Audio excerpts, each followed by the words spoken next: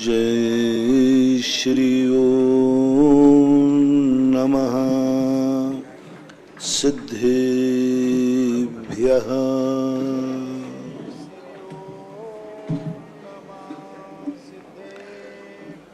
सर्वमंगल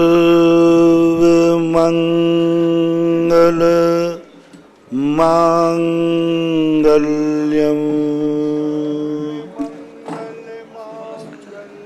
सर्वकल्याणकारकम्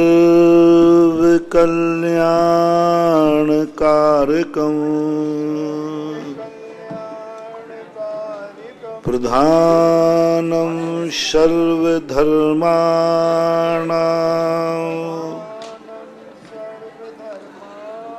जैनं जयतु शासनम् जैनं जयतु शासनम्। पंच परमेष्टि भगवान की, आचार्य श्री गुरुवर कुंद कुंद महाराज की, आचार्य श्री गुरुवर विद्यासागर महाराज की।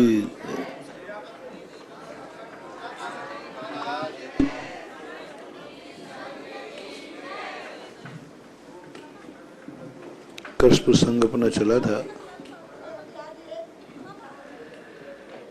कि सुबह कोई व्यक्ति यदि इस संसार की उलझनों में उलझ जाता है, भटक जाता है, यदि वह शाम को उन उलझनों से सुलझ जाता है,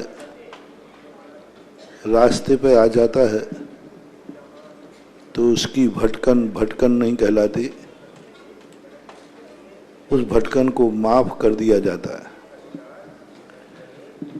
ऐसा ही जिंदगी के संबंध में मैं समझा रहा था। एक वो अपराधी होते हैं जो अपराध करने के बाद सुधर जाते हैं, ठोकर खाने के बाद सुधर जाते हैं,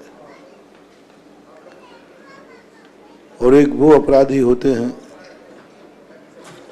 जो अपराध पर अपराध करते जाते हैं और अपराध से कभी मुक्त नहीं हो पाते। उनकी जिंदगी में आदतन अपराधी बन जाते हैं और अपराध इतना बढ़ता जाता है कि कोर्ट उनको एक केस में बरी करता है, दूसरे केस में तुरंत अरेस्ट कर लेता है। जैसे कई बार केस चलते कि फलाने केस में तो ये बरी हो गया, लेकिन फलाने केस में पुनः अरेस्ट हो गया, और ऐसा पूरी जिंदगी भर चलता है। अंत में कोर्ट निर्णय दे देता है, इसे जीवन भर के लिए जेल में डाल दिया जाए। कल ये व्याख्या हम बता ही रहे थे, इसका विस्तार बता रहे थे। जिनवाणी ने अपने भक्तों के दो रूप किए, भक्तों के। एक वह अपना बेटा है जो पूर्णतः निरपराधी है, अपराध से रहित है। जो पूर्णतः अपराध से रहित हो जाते हैं उनको मुनि महाराज कहते हैं।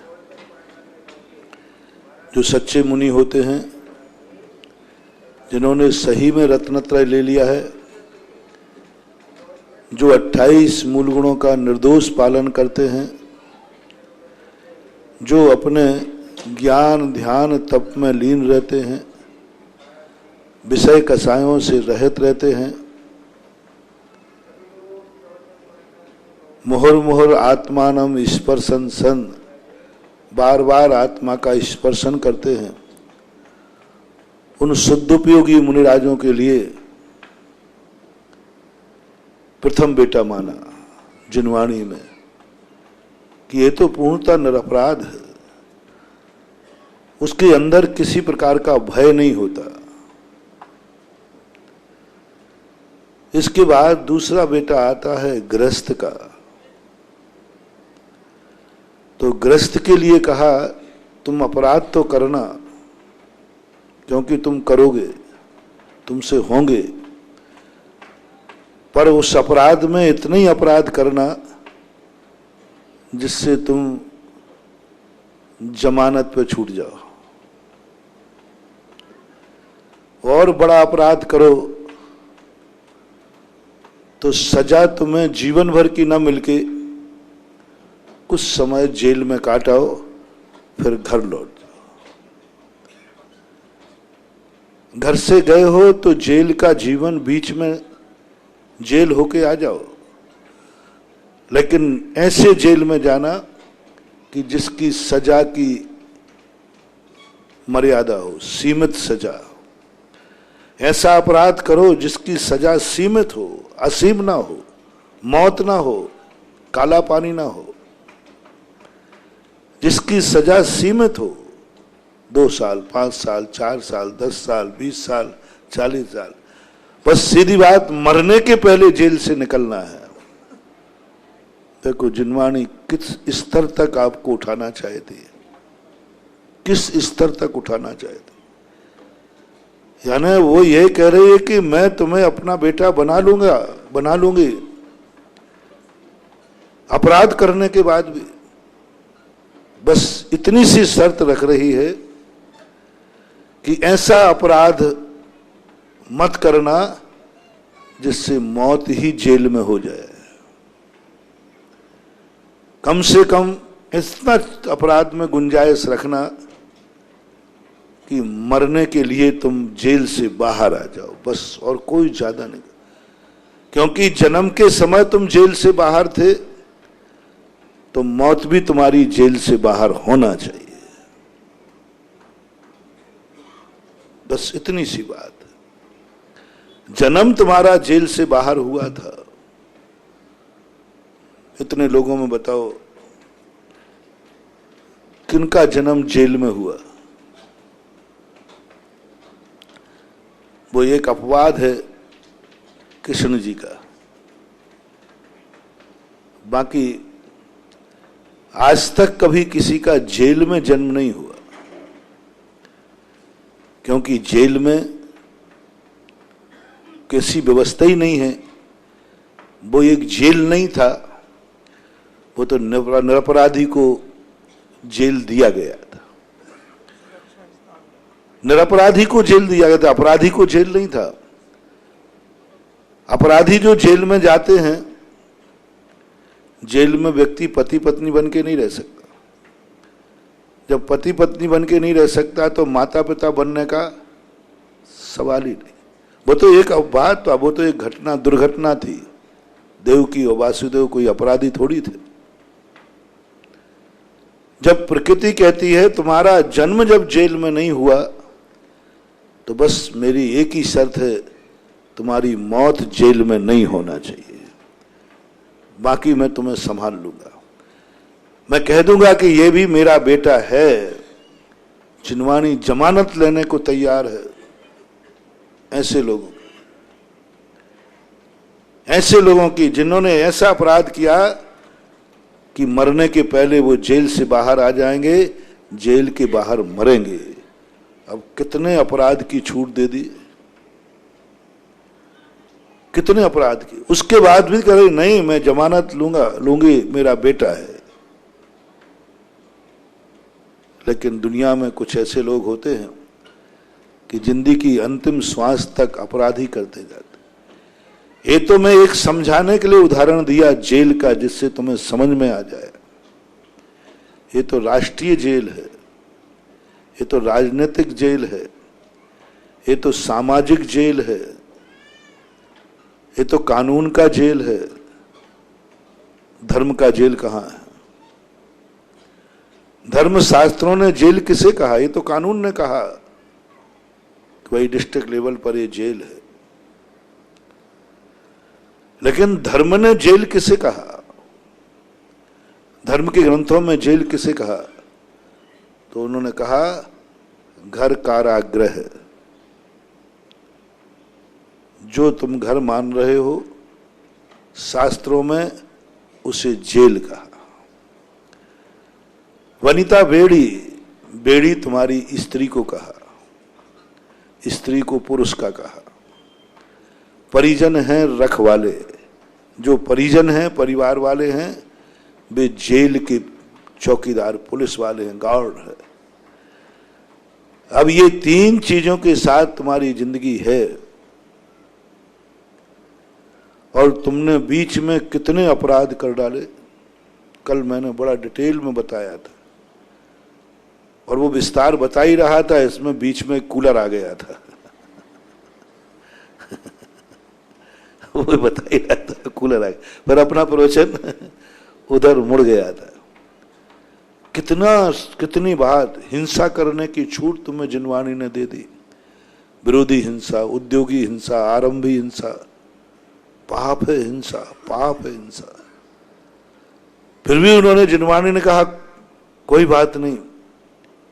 हमने जिनवाणी से कहा, मैंने कि हम तो कुछ भी पाप नहीं करते, ये तुम्हारा दूसरा बेटा है ना, ये छोटा गृहस्थ, ये तो इतनी हिंसा करता है, देखते देखते पूरे खेत की हरी को काट डालता है। अभी कच्छ हरा खेत था और ट्रैक्टर लाया, 2 घंटे में क्या कर दिया।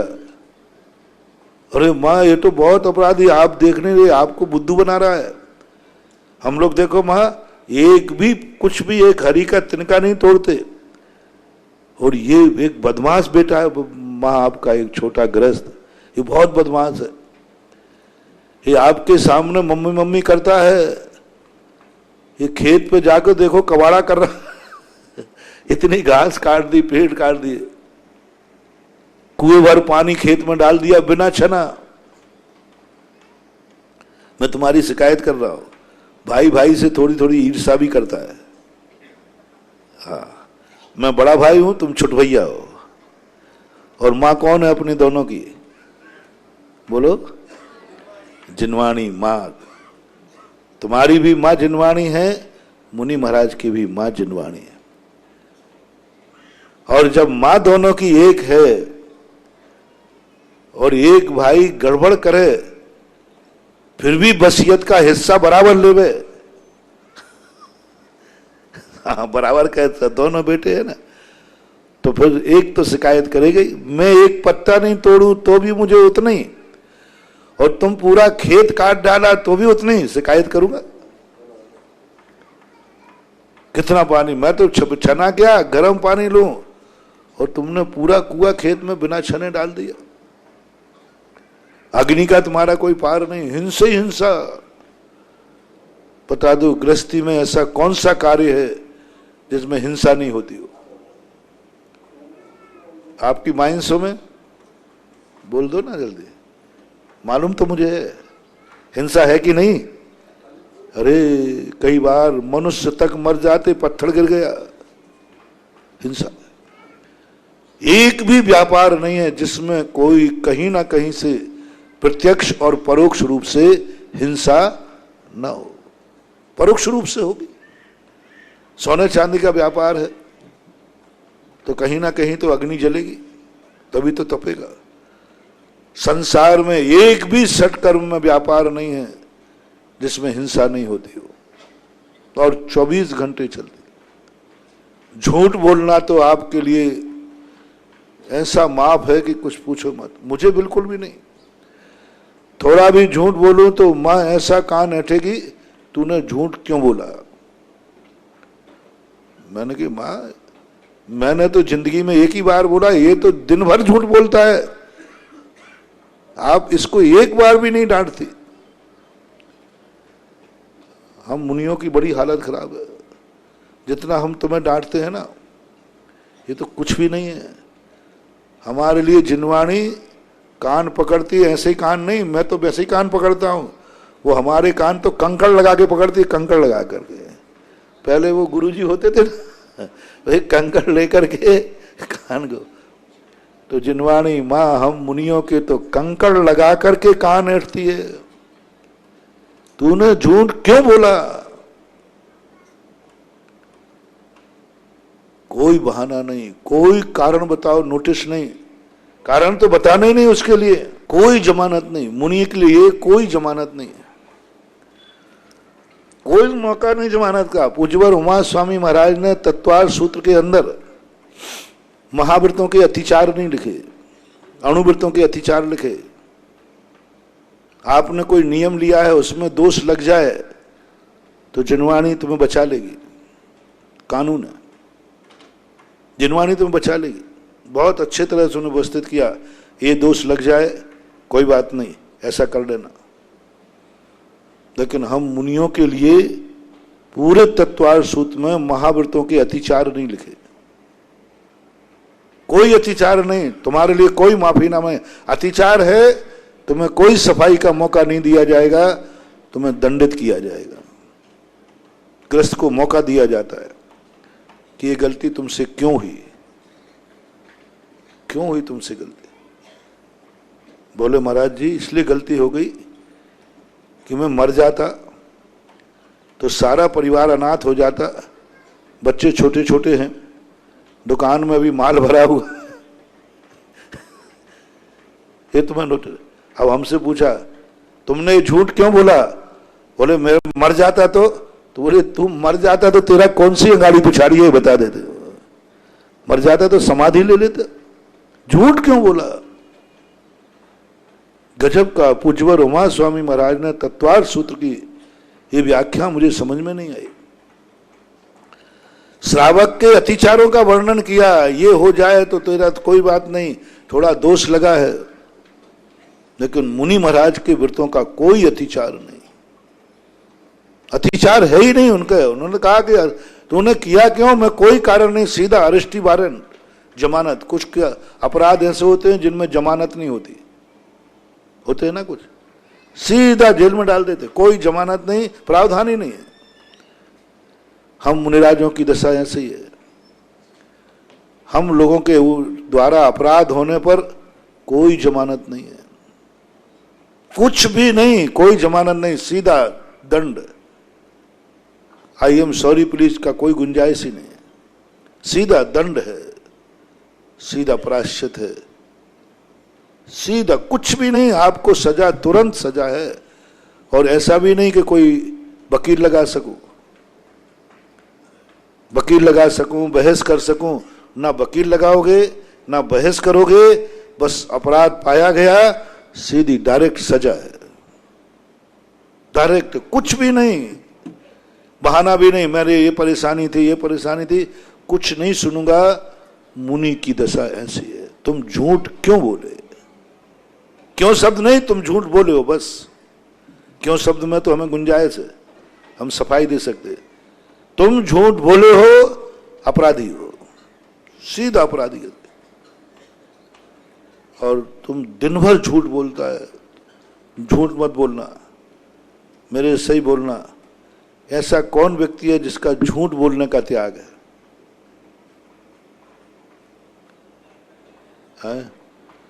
और तुम दिन भर झूठ बोलते हो, और महाराज से भी बोल जाओ तो बाप से भी बोल जाओ तो, अपनों से, भगवान से भी झूठ बोल जाओ और बोलते हो।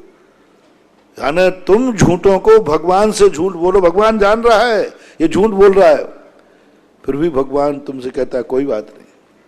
गुरु से झूठ बोल जाओ, जिनवानी मां से झूठ बोल जाओ, तो भी तुम्हारे लिए कहा कोई बात नहीं, तेरे व्रत में दोष लगा है, इसका उपाय है, इलाज है।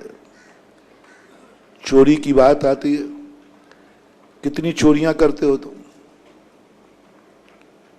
गजब, चोरियों पर चोरियां होती हैं। ऐसा एक भी व्यक्ति नहीं है जिसको कुछ ना कुछ छुपाना नहीं पड़ता हो। पर्सनल मनी, पर्सनल मनी, वो छोकरा भी है ना, उसकी भी पर्सनल मनी, वो भी थोड़े 2, 4, 10, और सारी दुनिया की पर्सनल मनी। देखो तो सही, तुम चोरों को कहां तक माफ किया जुर्माने ने।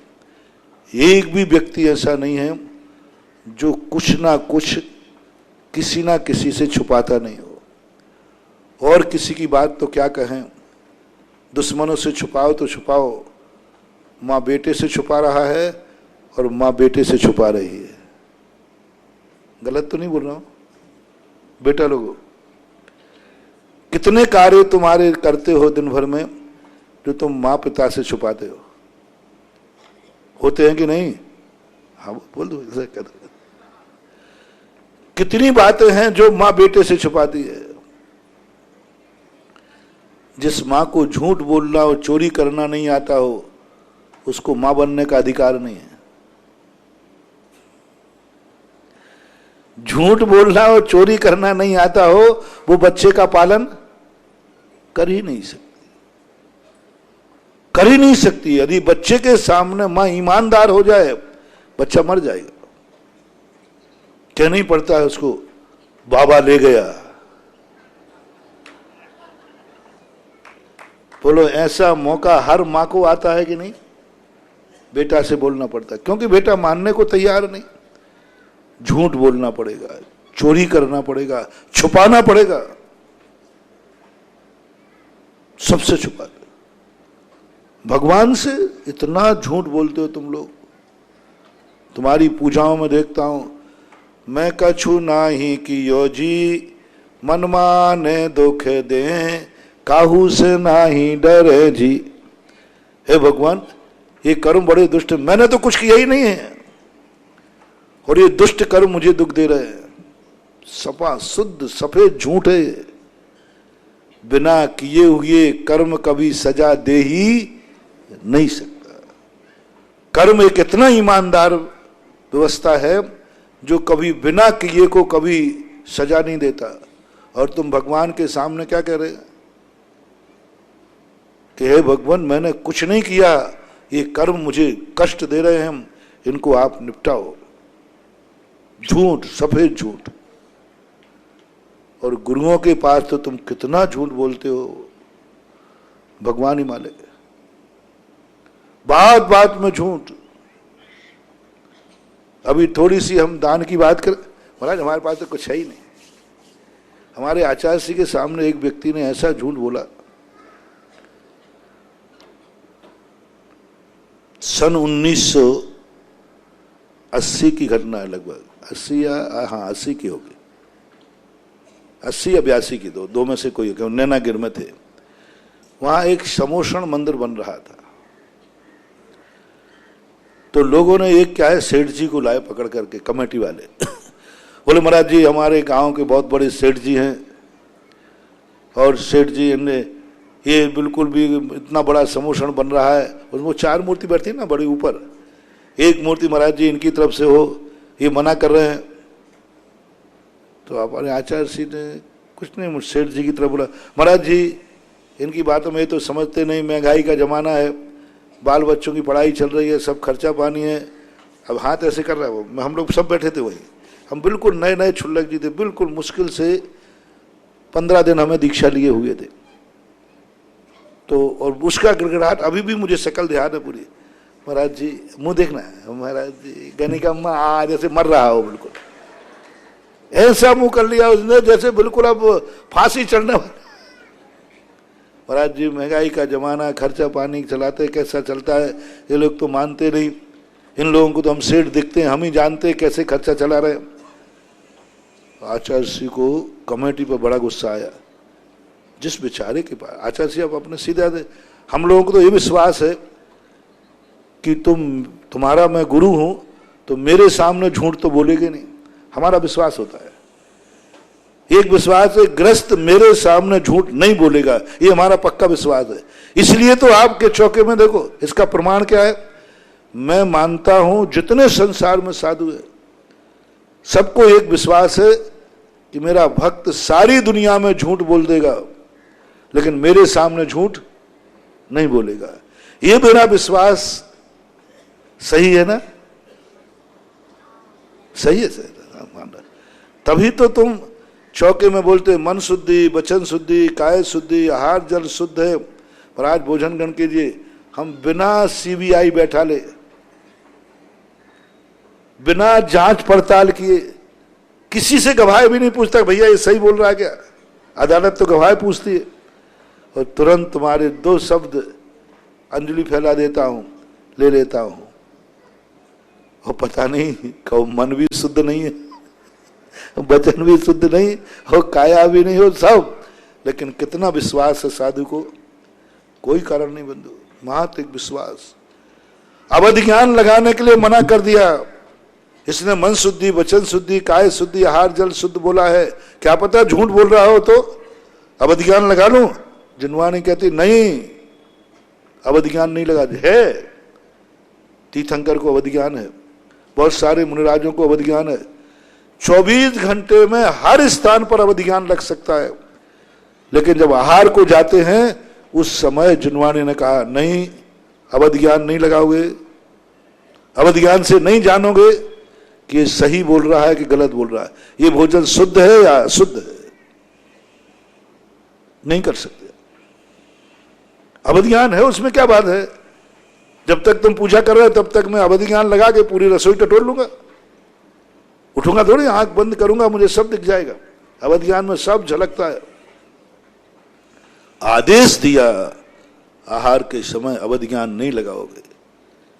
इसकी मन शुद्धि है कि नहीं, मना पर्याय ज्ञानी मुनिराज हैं, नहीं मना पर्याय ज्ञान नहीं लगाओगे, किसी से पूछोगे नहीं, गवाही नहीं लोगे, संदेह भी नहीं करोगे। उसने बोला है ना, मन शुद्धि, वचन शुद्धि, काय शुद्धि, बस कुछ नहीं, अंजलि खोल दो, अंजलि खोल दो। कितना बड़ा विश्वास साधु का, कितना बड़ा साधु का तुम्हारे ऊपर विश्वास। थोड़ा विचार करना बंधु, जिस साधु पर इतना बड़ा, साधु को इतना बड़ा विश्वास तुम्हारे ऊपर हो, उस साधु के सामने तुम झूठ बोलने की हिम्मत कर लेते हो। कितना बड़ा विश्वासघात। जो साधु इतना बड़ा विश्वास कर रहा है, हार लेना है, जिंदगी का सवाल है, जिंदगी का सवाल। साधु ने कितना बड़ा विश्वास किया तुम्हारे ऊपर, और साधारण मुनिराज नहीं, अवध ज्ञानी, मन पर्याय ज्ञानी तीर्थंकर ने विश्वास किया।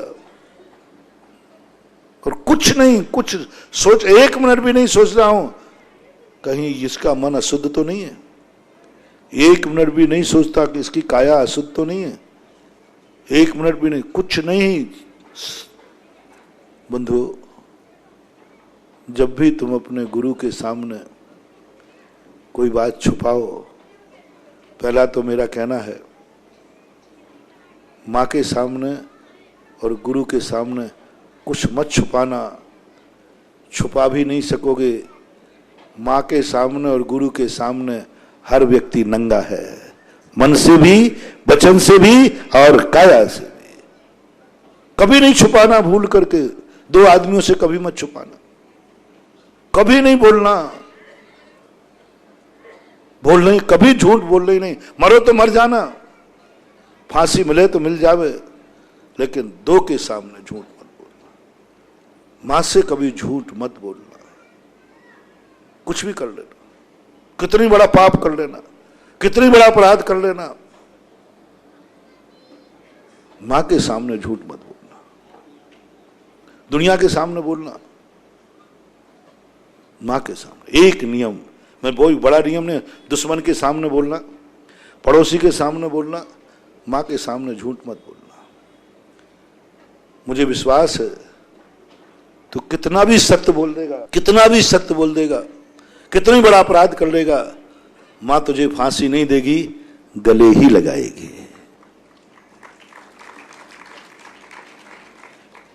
और दूसरा नियम ले लेना, मैं अपने भक्तों से कहता हूं, यदि तुम गुरु मानते हो जिसे, तुम्हारी मर्जी पे छोड़ रहा हूं, जो तुम्हारा गुरु हो, जो तुम्हारा गुरु हो, जिसको तुम गुरु कहते हो, कभी उसके सामने झूठ मत बोलना। क्योंकि कितना भी बड़ा अपराध कर देना, गुरु तुम्हारा विकास ही करेगा, क्योंकि गुरु घृणा पाप से करता है, पापी से नहीं, पापी से नहीं। कितने पापियों को धर्म की शरण में आने पर तर गए। झूठ मत बोलना। अंजन चोर का सबसे बड़ा, मैंने पूरा उसकी कथा पढ़ी कि गुरु महाराज ने यह भी नहीं पूछा तूने कितनी चोरियां की हैं, अदालत में कितने केस चल रहे, कितने मर्डर किए, कितने पाप, कुछ नहीं पूछा। मात्र एक नियम था अंजन चोर का, सारी दुनिया में झूठ बोलता था।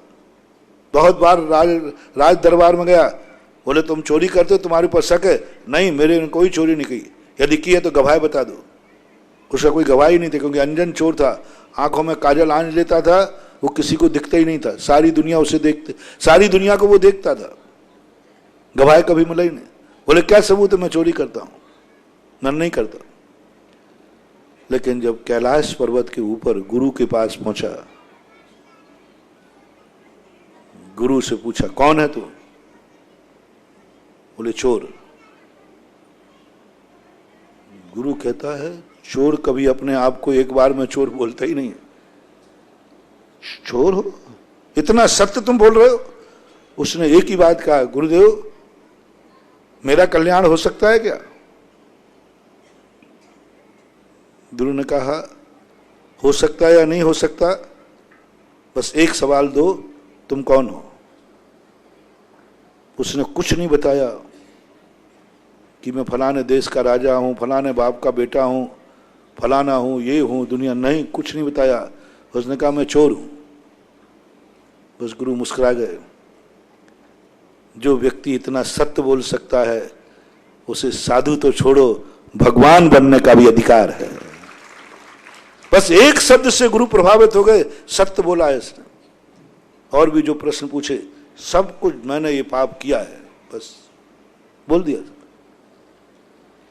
ऐसे सत्य बोलने पर, इसलिए गुरु के सामने झूठ मत बोलना, क्योंकि गुरु के साथ जितना सत्य बोलोगे, गुरु उतना ही तुम्हें गले लगाएगा, और जितना झूठ बोलोगे उतने ही तुम गुरु से दूर होते जाओगे। जितना तुम सत्य बोलोगे, चिंता मत करना, कैसी भी हालत हो, कभी मत बोलो।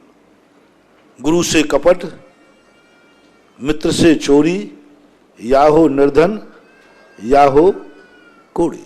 पहला एक नियम लेना, सारी छूट दे रहा हूं दुनिया में, पर जिसे तुम गुरु मानते हो उसके सामने नियम ले लेना, मैं झूठ नहीं बोलूंगा, बस सभी स्थानों पर झूठ बोलूंगा, गुरु के सामने नहीं बोलूंगा।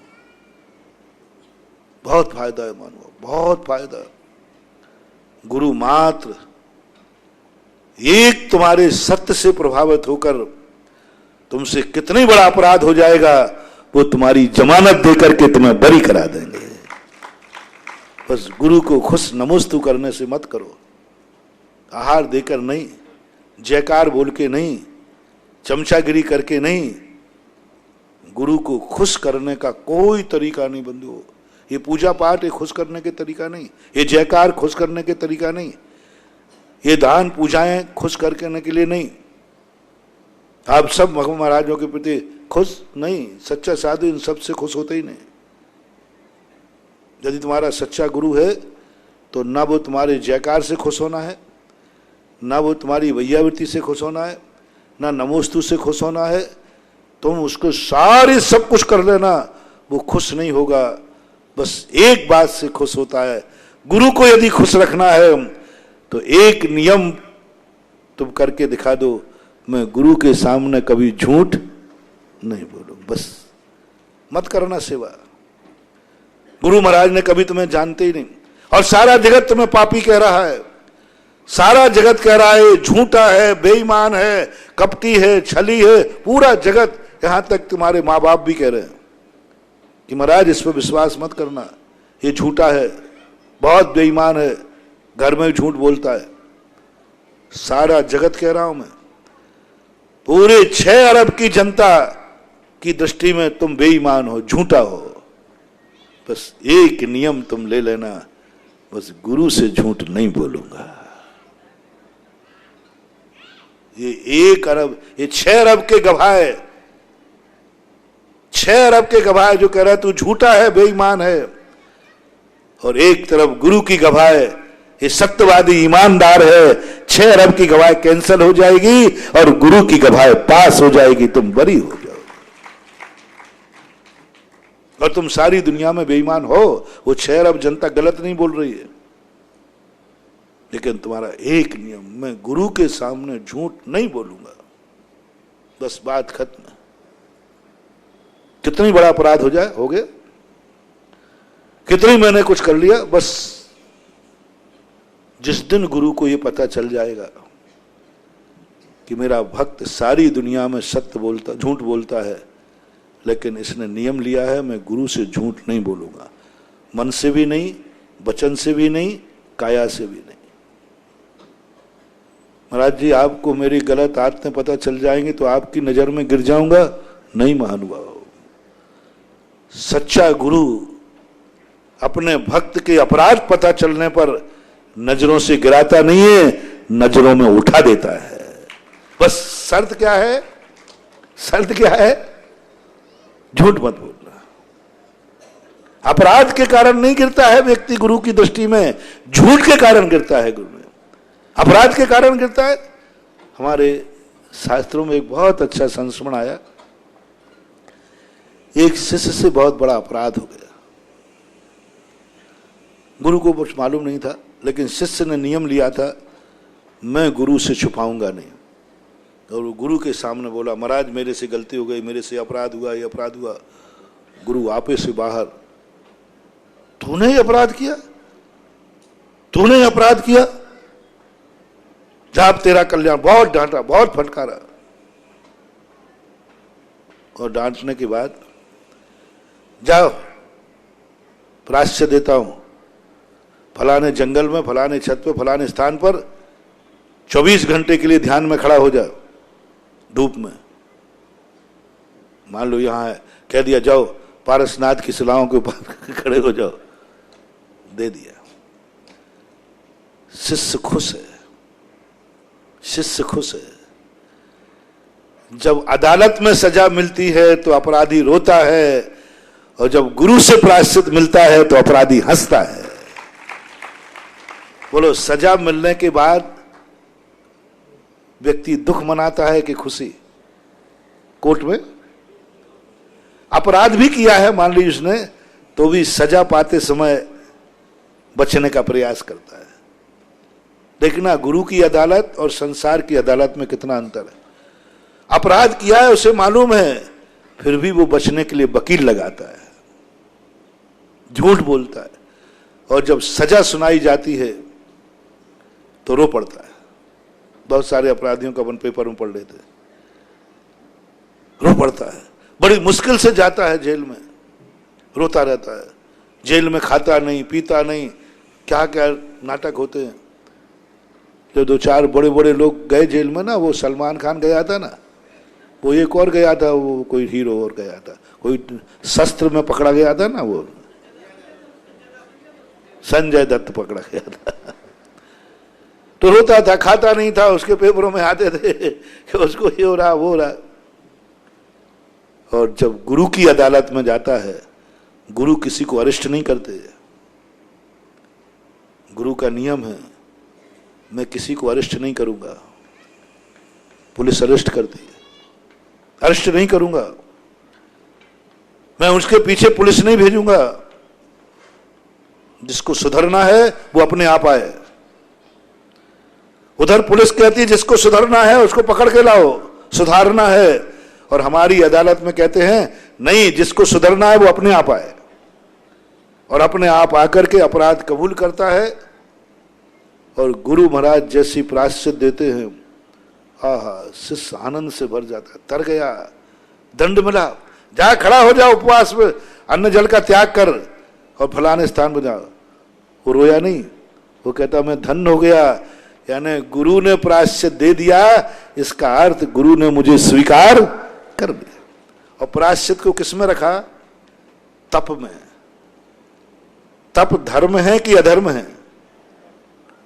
तप में रखा प्रायश्चित को। और वो शिष्य इतना आनंद से भर जाता है, गुरु ने मुझे दंड दे दिया, ओह मैंने कितने पुण्य किए कि आज गुरु ने मुझे डांट दिया। रो नहीं रहा है, खेद नहीं मना रहा है। वो कहता है जन्म जन्म के पाप धुल गए। बोले क्यों? बोले आज गुरु ने डांट दिया, आज गुरु ने मुझे दंड दे दिया। आज गुरु ने मुझे आहार से वंचित कर दिया, आज गुरु ने मुझे ध्यान दे दिया, आनंद से भरेगा। अब देखना, दूसरी घटना देखना, तुम गुरुओं से छुपाते हो। दूसरी घटना देखना, इधर वो चेला गया और ध्यान में बैठ गया खड़गासन मुद्रा में 24 घंटे के लिए। अब देखना, इधर गुरु कहते हैं ओहो मैंने अरिष्ट थोड़ी किया था, इसका पाप तो किसी ने देखा भी नहीं था, गवाह भी नहीं था, और मेरे ऊपर इतना विश्वास कर लिया। अरे किसी ने तो नहीं देखा था इसका पाप, नहीं बताता तो क्या कर लेते, कुछ नहीं। और ये बात बताने के बाद इसने ये भी नहीं सोचा कि मुझे कहीं गड़बड़ नहीं हो जाए। इतना विश्वास मेरे ऊपर, जो अपराध किसी ने नहीं देखे वो अपराध मेरे से कह गया, और निडर होके कह गया, डर नहीं लगा। दुनिया के अपराधी तो अपराध छुपाते हैं, ये उजागर कर रहा है। सम्यक दृष्टि का लक्षण, निज गुण अरुपर ओ गुण ढांके। पंडित जी साहब दौलत राम जी लिखते हैं, निज गुणों को ढांकता है और अपने अवगुणों को उघाड़ता है, अपने दोषों को उघाड़ता है। मैंने ये दोष किया, मैंने ये दोष किया, किसी को पता भी नहीं है। गुरु कहते मेरे ऊपर इतना विश्वास, और वो तो सत्य बोल के तर गया।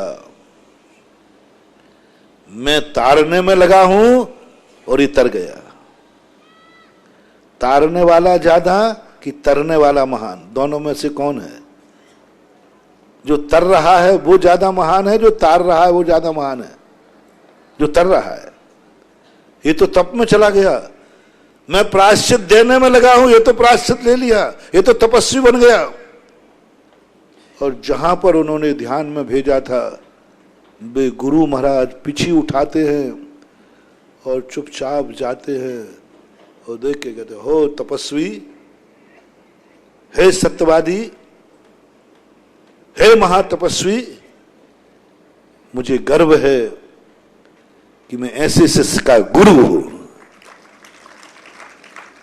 क्या बोलते गुरु, मुझे गर्व है कि मैं ऐसे शिष्य का गुरु हूं। और 3 प्रदक्षिणा लगाते उस शिष्य की। वो देख नहीं रहा है, ध्यान रखना, नहीं तुम बदमाश धीरे धीरे देख लो आंखें करके। वो तो आनंद में डूब गया, गुरु ने प्रायश्चित दे दिया। आज मेरा उपवास है, गुरु ने दिया है, गुरु ने दिया है आज उपवास। अब किसी की रोटियां बंद कराना दुख का कारण कि सुख का कारण? यदि कोई यहां कह दे बे आज इन जितने लोग आए, आज संडे है क्या, आज किसी को भोजन नहीं दिया जाएगा, मार्शल्ला रागू, अपना टिफिन खोल के खाएंगे नहीं और बिजोलिया से बाहर जाएंगे नहीं, नाकाबंदी है। नाकाबंदी कर दी गई, अंदर की भोजन व्यवस्था बंद कर दी गई, तो बोलो क्या होगा? सब है रोवाधोवी मच जाएगी। और कई लोगों को तो चक्कर 4 बजे तक हैं, रो पड़ोगे। और आज गुरु ने कहा है तुम हार नहीं करोगे, उपवास करोगे। आनंद आनंद, आज गुरु ने मेरा भोजन बंद करा दिया, आज गुरु ने मुझे धूप में खड़ा कर दिया, आज गुरु ने मुझे खड़गासन मुद्रा दे दी। इतना आनंद में डूब गया, इतने आनंद में डूब गया, उसे खबर ही नहीं कि कहाँ बाहर क्या हो रहा है। और वे गुरु महाराज उसकी 3 प्रदक्षिणा लगाते हैं, और 3 प्रदक्षिणा लगा नमोस्तु करते। किसको? शिष्य को, अपराधी को, जो अपराध की सजा, अभी डांट लगाई थी, अभी फटकार लगाई थी, जा निकल जा, तेरा कभी कल्याण नहीं होगा, ये सब। और अब क्या कर रहे हैं? बार बार नमस्कार कर रहे हैं, धन्य है चेला, धन्य है, धन्य है। अब बोलो, अपराधी के साथ जिन्होंने अपराध कबूल कर लिया, उसके साथ इतना अच्छा व्यवहार करते हैं, फिर भी तुम गुरु से छुपाते हो। गुरु से एक बार सत्य बोल के तो देखो, जन्म जन्म के पाप कट जाएंगे, जन्म जन्म कट जाता। बस एक बार सत्य बोलने का नियम ले लो। गुरु से झूठ नहीं बोलूंगा, आपके झूठ का त्याग नहीं करा रहा हूं, लेकिन सबसे ज्यादा झूठ इस कलयुग में लोग मां से और गुरु से बोलते हैं। मां से और गुरु से झूठ बोलते हैं, सबसे ज्यादा झूठ बोलते हैं। आप खुद अपने आप में देख लेना, सोच लेना। सबसे ज्यादा लोग परायों से नहीं अपनों से झूठ बोलते हैं। परायों से नहीं, अपने से छुपाते हैं, दुनिया से नहीं। बहुत बड़ी बात ध्यान में आ गई। अब विश्वास की बात चल रही थी अपने। आप किस पर विश्वास नहीं? आज घर में आपकी अटैचियों में ताले लगे हैं, किसके लिए? चोर के लिए कोई ताला नहीं होता, झूठ मत बोलना। पर्सनल मनी, मां बेटे के लिए ताला लगा रही है, बाप बेटे के लिए ताला लगा रहा है, और बेटा बाप के लिए ताला लगा रहा है। ताला लगा है। सास बहू के लिए ताला लगा रही है, बहू सास के लिए ताला लगा रही है। बोलना मत, लेकिन जो मैं बोल रहा हूं सब अपनी अपनी औकात देखना। तुम्हारी पर्सनल मनी किससे छुपाई है? दुश्मन से? सरकार से? पर्सनल मनी को तुम किससे छुपाते हो ये बताओ। बेटा से पूछता हूं, पर्सनल मनी तुमने किससे छुपाई? जल्दी बोलो, बोलो ना। पापा से, पहले पापा बोलो, फिर मां से। पापा से पूछता हूं, पर्सनल मनी तुमने किससे छुपाई? बेटे से। मां का भी यही ले लेना। मैं बहू से पूछता हूं, घर में अटैची में ताला लगा है, किसके लिए? जल्दी बोल दो, झूठ मत बोलना। मेरे पास प्रमाण है, सबूत है। मैं बिना सबूत के कभी इस गद्दी पर नहीं बैठता, और बोलते ही नहीं। किससे छुपाया? बहू का ताला लगा है, पर्सनल मनी सासू से छुपा रही है, और सासू भी कम नहीं है। ओ सासू, अटैची में ताला किसके लिए? चोरों के लिए नहीं, बहू के लिए। क्या होगा इस घर में?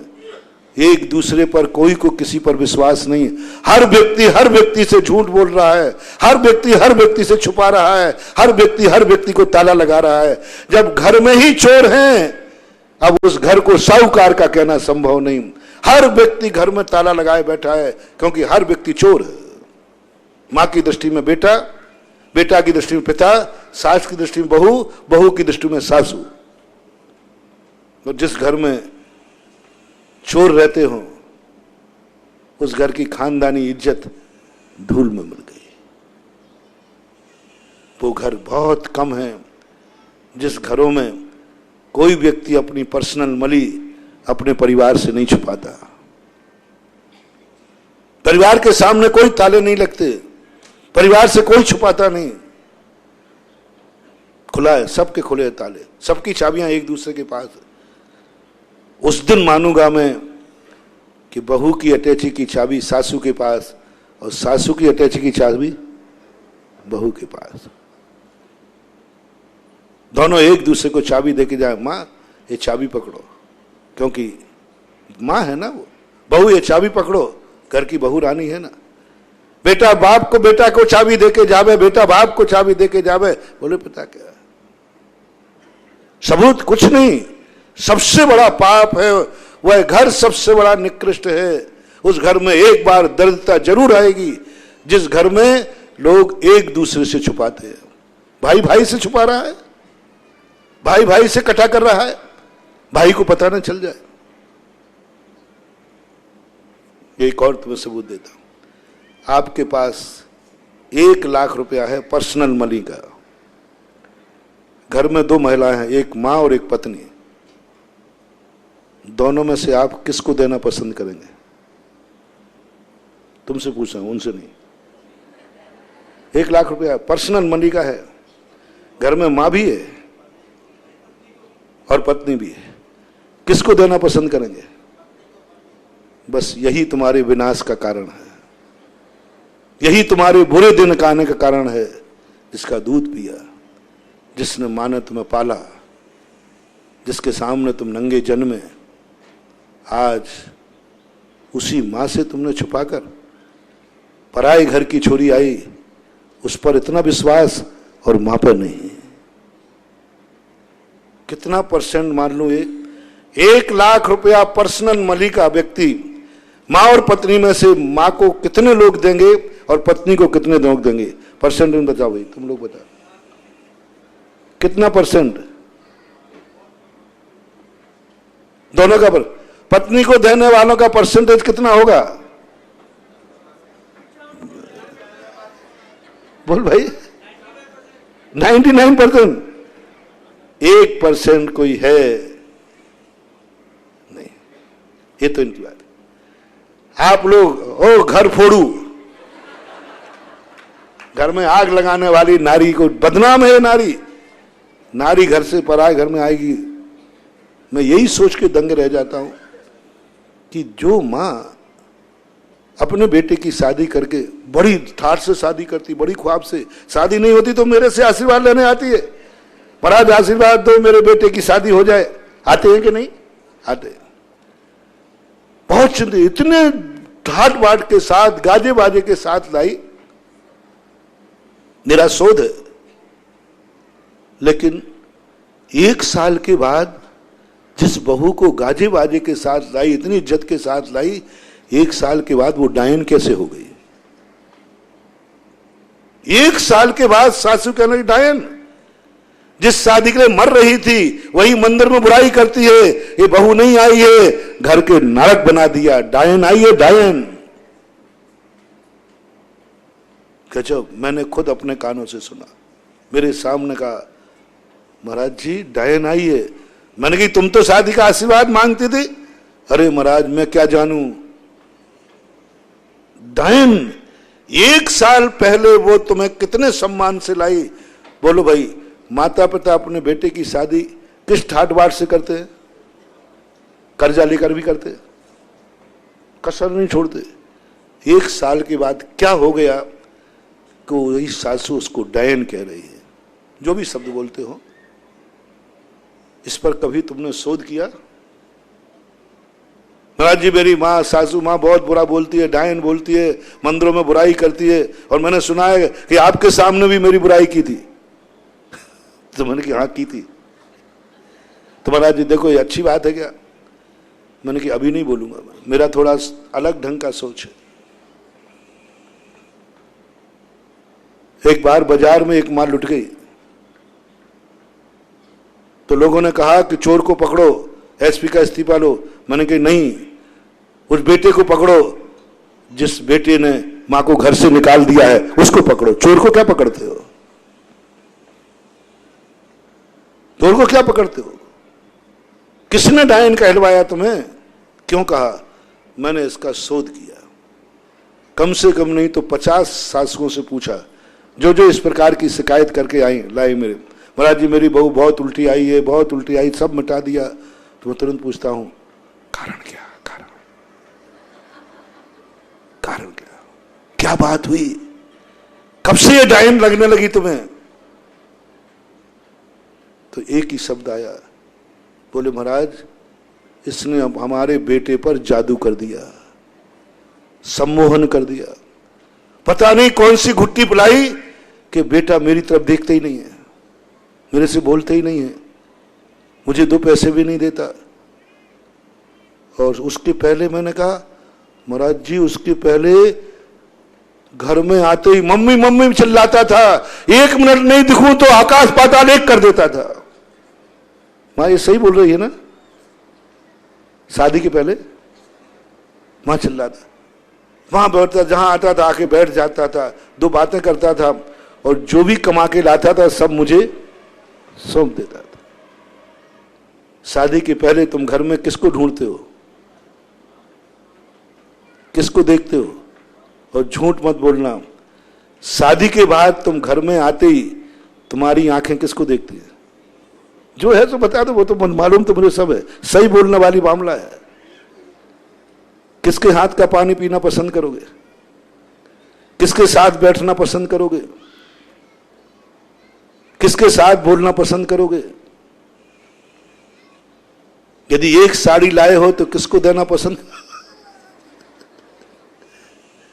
XYZ।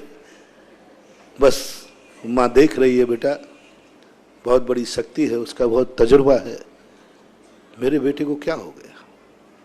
मेरा बेटा आते ही मेरे पास बैठता था, पहले मैं तो सामने ही बैठी थी, मेरी तरफ देखा ही नहीं और अंदर चला गया। 1 रुपया भी मुझे नहीं देता है। लगता है व्यापार में घाटा तो नहीं पड़ने लगा? अरे घाटा नहीं पड़ने लगा, बाईपास होने लगा। उसने पता कर लिया कि बेटा को घाटा तो नहीं है। नहीं, व्यापार तो बढ़िया चल रहा है, व्यापार बढ़िया चल रहा है और मां के पास पैसा नहीं आ रहा है। बस CBI बैठा नहीं, बोले जब से ये डायन आई है मेरे बेटे को छीन लिया। बस ये है तुम्हारा अपराध, उसके बेटे को छीन लिया। तुम कल आई हो, उसके 25 साल का कलेजा है, उसने दूध पिलाया है। 25 साल का प्यार है उसका, तुम्हारा साल भर का प्यार है। 25 साल का है, उसकी नस नस में उसका दूध है। अपने बेटे को कैसे जाने दे? तुम्हारा पति साल भर आए हुए है, यदि तुम्हारा पति दूसरी स्त्री की तरफ जाने लग जाए तो तुम्हारे क्या हाल होंगे? बता दो, सही बोल दो, जो है सो है, महावीर की जय। महाराज हंगामा खड़ा कर दूंगी। उसका तो 25 साल का प्यार था, 25 साल का, प्राणों से प्यारा था बेटा। और जिस नारी ने छीन लिया, क्या वो मां शांत बैठ जाएगी? नहीं बैठना चाहिए, नहीं बैठना चाहिए। 25 साल का तुम्हारा तो साल भर का प्यार होकर के भी तुम आपे से बाहर हो जाते हो। 25 साल उसका कलेजे का टुकड़ा, प्राण है। मां का बेटा क्या है बोलो भाई? प्राणी है। वो प्राणों को तुमने छीन लिया। आज उसका बेटा उसकी तरफ देख नहीं रहा, आज उसका बेटा उसको पैसे लाके नहीं दे रहा है, आज उसका बेटा उसकी तरफ कुछ भी नहीं कर रहा है। बस मेरा शोध करने का कारण, मात इतने कारण से ही सासू बहू रानी रागी थी और 1 साल बाद डायन हो गई। मेरा ये शोध सही है या गलत? शेयर कर रहा हूं, मीटिंग में रख रहा हूं, प्रस्ताव पास कर रहा हूं। मेरा ये शोध सही है गलत? थोड़ा जोर से बोलो ना, आप लोग और बोल दो देवियों। सही है ना? हाँ बस, क्योंकि हर बहू है और हर सासू है। क्योंकि जो बहू है वो सब दोनों तजर्बे तुम्हें हैं। बहू का तजर्बा भी तुम्हें है और सासू का तजर्बा भी तुम्हें है। मेरी बात मान लो, हर बहू से मेरा कहना है और हर बेटे से मेरा कहना है। ओह महानुभाव, आज हमें मंदिरों के उपदेश नहीं देना पड़ रहे हैं, मुझे घर के उपदेश देना पड़ रहे हैं। क्योंकि आज मंदिर तो पवित्र हैं, लेकिन मंदिर में आने वाले रास्ते गंदे हो गए, उनको साफ करना पड़ रहा है। आज ऐसे घरों के लोग हम मंदिर आएंगे, हार देंगे, क्या होगा? जो घर में एक दूसरे के लिए डाकू हैं, एक दूसरे के चोर हैं, हम क्या विश्वास तुम्हें करें? मैं क्या विश्वास करूं? सासू की दृष्टि में बहू चोर है, चोर से हार ले लूं? और गवाह कौन है? गवाह कौन है?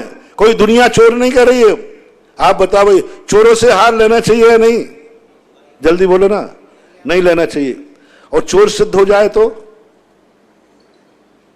सासू ने सिद्ध कर दिया, साधु ने चाला लगाया था अपनी अचेटी, बोले किस लिए?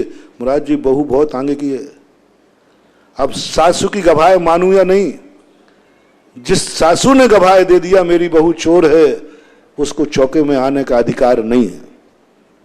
जो बहुओं के लिए सासू ताला लगाती हो, कृपया करके वो मेरे चौके में। और सासू भी कान खोल के सुनो, बहू सासू से छुपा रही है, बहू सासू से छुपा रही है। और जो सासुएं बहू की दृष्टि में चोर हों, सासू के ताला लगाते हों, कृपया करके भी सासुएं मेरे चौके में ना आवे, क्योंकि बहू गवाह है।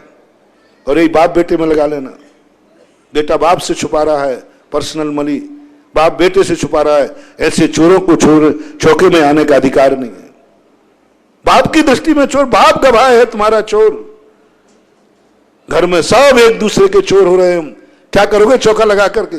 क्या करोगे हार दे करके? कुछ नहीं होने वाला बंधुओं।